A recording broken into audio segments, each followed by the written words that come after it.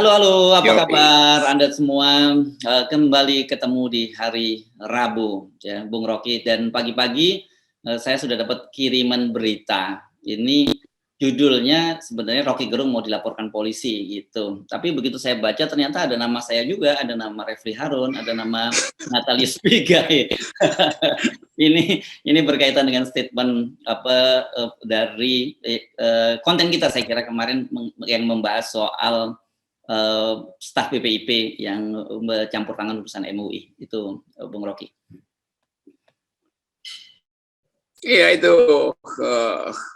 itu hal yang konyol juga karena semua orang bicara hal yang sama. Mestinya dilaporkan semua satu republik, termasuk KWI yang berkomentar bahwa itu memang kira-kira konteksnya nggak layak lah. Tokoh-tokoh agama juga sebetulnya. Jadi kalau dilaporin entah apa kasusnya tuh. Jadi sekarang kita wawancara antar terlapor aja. Hersus sebagai terlapor, saya sebagai terlapor. Ya, ya. Jadi publik sebetulnya ingin lihat satu penyelesaian dari soal-soal semacam ini secara makro. Karena itu sering saya terangkan bahwa hal-hal semacam ini terjadi karena Presiden Jokowi gagal menghasilkan kesetaraan warga negara, gagal membuat percakapan publik itu berbasis pada hak-hak konstitusional, gitu kan, itu intinya. Sehingga saya kritik bahwa si Beni ini, saya bilang lagi si Beni karena itu teman saya yang seringkali juga cekcok sama saya. Tapi karena dia berkedudukan sebagai tokoh tokoh utama sebetulnya di dalam soal-soal yang bersifat ideologis, maka dia mesti hati-hati mengendalikan akalnya tuh. Kalau akalnya nggak bisa dia kendalikan, ya paling nggak mulutnya dia kendalikan. Kan itu kan. Jadi itu soal biasa, tapi kalau dilaporin polisi ya biasa lah. Nanti juga polisi bingung tuh laporannya kok terus-menerus soal-soal begituan tuh. Tapi sekarang ada yang dilaporkan tim rupanya nih. Hersu Beno, Refli Harun, dan Natalius Pigai itu. Iya. Padahal kita lagi fokus soal PCR kan. Ini juga mungkin pengalian sementara. Tapi nanti juga polisi anggap, kenapa nggak PCR yang dilaporin, Iwan semula diperiksa 10 jam, kan mestinya begitu tuh. Hal-hal yang sepele, yang nggak ada gunanya lapor-lapor itu, diskursusnya akan berlanjut terus. Kayak begitulah cebong. Ya. Saya dengar tadi, saya sudah tahu soal rencana pelaporan ini, kalau nggak sepekan yang lalu, tapi yang saya baca pada waktu itu yang mau dilaporkan Anda dengan Adi Mas Ardi, saya juga bingung, saya tanya, ini apa kaitannya Anda dilaporkan juga? Terus kemudian dia kirim rupanya berkaitan dengan status juga, dia mengomentari di Twitternya. Tapi ternyata kali ini Adi Mas Ardi lolos. Oke, saya kira kan sebenarnya ya karena itu terpaksa orang anggap ini cebong masih aja begitu-begituan. Walaupun kita udah anggap ya udah itu hal yang jadi pembicaraan publik dan orang bisa lakukan argumentasi terhadap kasus yang melibatkan komentar dari Romo Beni, bahkan kalau mau disebut namanya secara lebih historis, Romo Beni yang ikut menulis artikel revolusi mental yang dulu jadi heboh. Jadi itu kaitannya sebetulnya di belakang. Karena saya mengerti bahwa bagaimana si Beni ini ada di belakang upaya untuk mendorong revolusi mental, kesetaraan warga negara segala macam. Dan karena itu dia diam-diam kita bilang, ya deh silakan beroperasi di BPIP itu. Dengan maksud supaya dia ajarin publik di BPIP itu tentang hal-hal yang bersifat hak warga negara, bukan sekedar jadi penjaga presiden di situ kan. Nah itu intinya tuh, karena Beni ini kan dalam sejarah reformasi itu orang yang mengerti pergerakan politik, mengerti keadaan ketegangan sosial yang berbasis agama. Jadi itu yang mestinya kita hindari itu. Tapi udah kalau udah dilaporin ya polisi juga pasti tahu bahwa memang karena ada laporan maka siap-siap dipanggil kita. Ya. Nah, cuman anehnya adalah laporan bahwa kita yang dituding mengembus-ngembuskan isu SARA. Padahal justru kita yang mengingatkan mestinya tidak boleh Romo Beni melakukan itu kan gitu, dengan latar belakang dia sebagai seorang pastor, dengan latar belakang dia sebagai staf khusus di BPIP, kan ini jadi isu sensitif. Kita mengingatkan bahwa ini mestinya menjadi domain internal umat Islam saja, persoalan MUI itu kan itu sebenarnya kemarin. Nah, makanya saya juga jadi heran juga, loh kok tiba-tiba jadi dilaporin. Oke.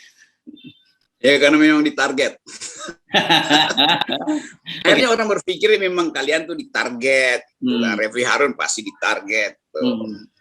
Sebenarnya udah 2-3 kali ditarget kan. Nah sekarang digabung aja tuh targetnya tuh. Supaya lebih kolosal, kira-kira begitu tuh. Ya. Oke, jadi sekali tepuk 4 lalat hati, kira-kira gitu ya. Iya, tapi yang nepuk juga adalah belalang.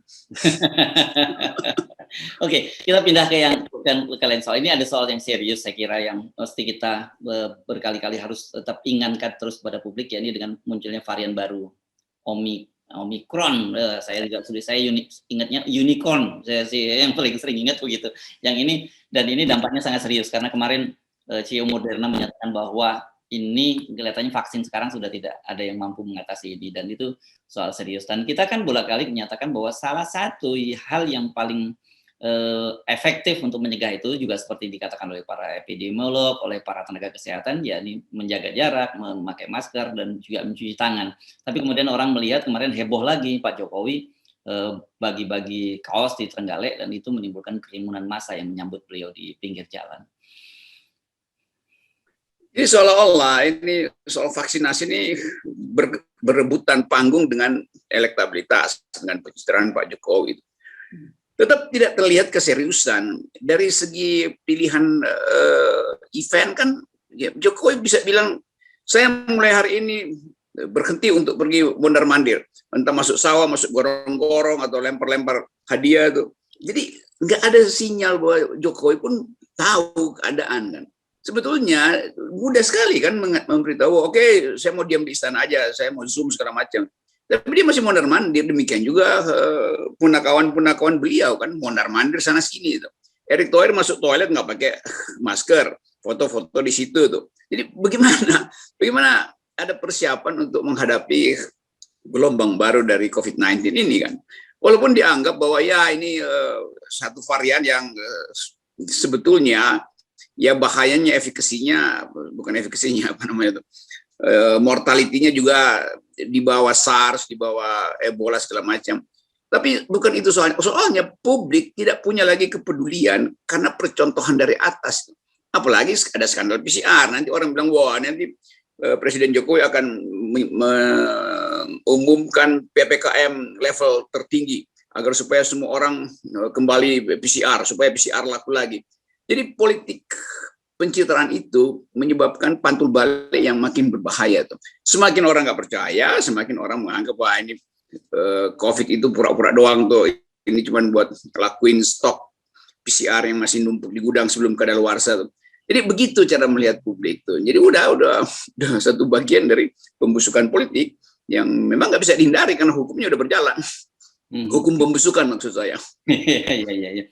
Nah, tetapi seperti kita sampaikan berkali-kali, kalau memang para pemimpin kita tidak bisa memberikan contoh yang baik, ya tugas kita saling mengingatkan di antara masyarakat kita ya, karena realitas bahwa COVID itu real. Jadi jangan dianggap bercandaan, jangan kemudian ngomong karena pimpinannya, karena Pak Jokowi juga memberi contoh, kita juga ikut-ikutan. Ini kan penafsiran seperti ini berbahaya nih, Bung Rocky. Betul, dan kita tiap hari kita ucapkan bahwa yang paling gampang itu adalah pakai masker, jaga jarak. Udah, itu standarnya begitu kan. Dan keinginan kita untuk melihat cepat-cepat masyarakat ini pulih harus juga didasarkan pada upaya maksimal sosial media ini untuk memanfaatkan jaringannya. Tapi sialnya sosial media yang kritis juga sedang dihajar pemerintah kan. Neno Warisman, Refli Harun berkali-kali dapat semacam bullying segala macam, Hersugunodo berkali-kali. Jadi fasilitas dari media sosial untuk menghimbau masyarakat supaya percayalah pada diri sendiri, percayalah pada cara kita membayangkan masa depan itu melalui keterangan-keterangan di YouTuber yang walaupun oposisi pada pemerintah, tapi selalu ingin agar supaya rakyat percaya untuk menjaga diri kan. Kan ini wilayah yang kita jaga bersama tuh. Tidak ada pemerintah PCR tidak tersedia apa tidak, tetap kita bertugas untuk menyadarkan supaya pandemi ini bisa diselesaikan secara cepat. Kan justru pemerintah yang membutuhkan bantuan kita, tapi pemerintah juga menganggap kalau Anda mau membantu kita dalam soal PCR sekaligus mendukung kepemimpinan Presiden Jokowi, itu dua hal yang berbeda tuh. Jadi mau ditagih begitu. Kalau nggak dukung Presiden Jokowi, maka disebut oposisi, maka harus dihajar. Jadi bagaimana cara membedakan antara kepentingan rakyat yang kita bela dan tuntutan supaya kita berhenti mengkritik pemerintah? Kan nggak bisa kan, itu dua hal yang berbeda kan. Tetap kita anjurkan PCR dipakai, masker dipakai, jaga jarak, sambil kita ingatkan pemerintah otak dipakai, jaga jarak dari oligarki, begitu aja kan. Ya. Nah, ini kan sebuah ironi ini, dan tapi soal ironinya sebenarnya kita sudah nggak heran, memang kita hidup di sebuah negara ironi. Ini dari hari ke hari kita sambung menyambung ironi itu, akhirnya orang tiba pada kesimpulannya udah untuk mengakhiri ironi, akhirnya aja rejimnya kan itu paket berpikirnya sederhana. Dan demi kepentingan itu FNN tidak pernah ragu untuk terus memberi kritik pada pemerintah. Karena kalau sekali kita berhenti, maka ironi itu akan berubah jadi berita duka tuh, bahwa kita gagal merawat kebangsaan, gagal menghasilkan kesetaraan warga negara. Dan itu kita akan dikutuk oleh sejarah bahwa forum-forum semacam kita ini yang dimaksudkan untuk menguji kebijakan, memanfaatkan sisa-sisa harapan rakyat agar supaya terus bertahan, itu akhirnya mau ditenggelamkan juga tuh. Ya, di situ konyolnya tuh. Jadi ironi pada akhirnya berubah jadi tragedi. Nah, itu dia yang saya kira yang kita khawatirkan, karena bagaimanapun juga sebagai masyarakat sipil, kemudian terutama kita media itu ya, memang fungsi kita itu harus seperti itu, gitu ya. Fungsi kita adalah watchdog dari demokrasi dan harus terus menjaga jarak. Kalau tadi supaya kita selamat dari COVID, kita menjaga jarak dan memakai masker. Kalau ini kita memakai akal dan menjaga jarak dari kekuasaan. Dengan cara begitu kita bisa tetap melakukan kontrol terhadap kekuasaan kan. Jadi bayangkan itu konyolnya ini, beberapa stasiun TV yang dikuasai oleh istana, beberapa YouTuber yang digaji oleh istana membentuk yang disebut Civil Society Watch. Jaringannya cukup luas itu. Mereka me-watch YouTube saya, YouTube Harris, YouTube Refri, segala macam itu.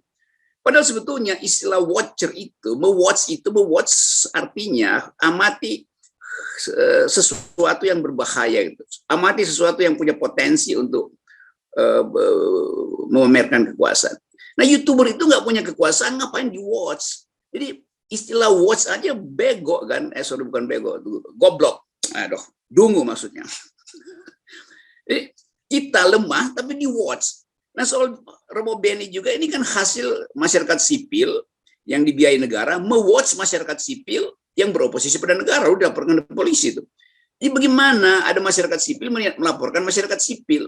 Mestinya masyarakat sipil itu me-watch kekuasaan, bukan me-watch masyarakat sipil sendiri.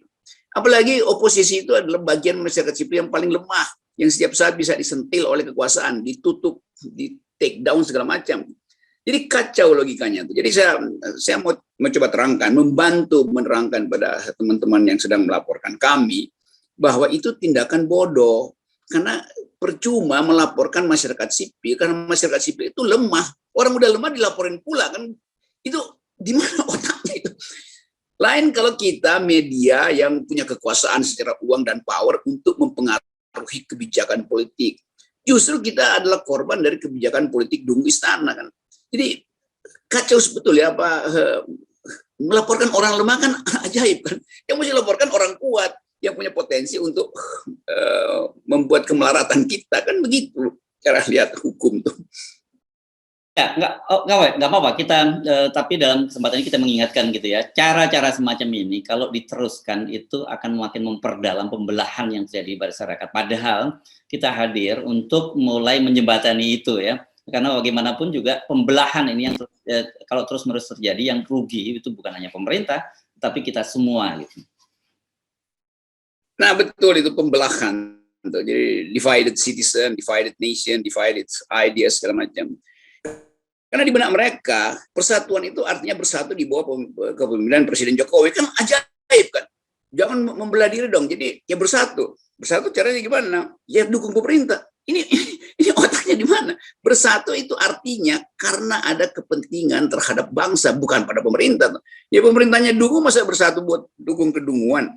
Itu yang bikin jengkel untuk menerangkan hal yang simpel. Lain kalau misalnya ada pertandingan politik yang fair, lalu masyarakat ini terpecah gitu, ya biasa doang karena terbelah. Nah, keterbelahan itu harusnya ditampung di dalam sistem yang disebut loyal opposition kan. Nah, oposisi loyalnya nggak ada, ya akibatnya diambil alih oleh YouTuber fungsi oposisi. Jadi cara melihat negara ini kacau. Nah, ini mereka-mereka yang pelapor memang kekurangan pengetahuan tentang cara hidup bermartabat. Yes, oke. Terima kasih Bung Rocky. Kita tentu tidak nggak bisa mencegah mereka untuk melapor, tapi kita cuma membangun kesadaran kalau pola-pola semacam ini akan terus-menerus terjadi, kita sebagai bangsa tidak akan pernah maju dan malah semakin mundur. Ya, bangsa ini nggak boleh mundur, yang boleh mundur adalah presiden. Yes, itu salah satu. Kita ngomong lagi. Ya, ini kan ngomong mekanisme konstitusional kan, maksud Anda kan gitu ya. Ini ada mekanisme. Iya, betul. Ya. Ini salah lagi nanti, dilaporin lagi kan, repot kita jadinya. Oke, terima kasih Bung Rocky. Rasanya kita perlu bikin ini, kita perlu bikin kamus satire supaya orang nggak cepat panas kuping gitu. Ya, ya. Kita cuma bercanda-bercanda. Ya, ya. Sekali infotainment, pindahkan infotainment menjadi politainment. Salam akal sehat.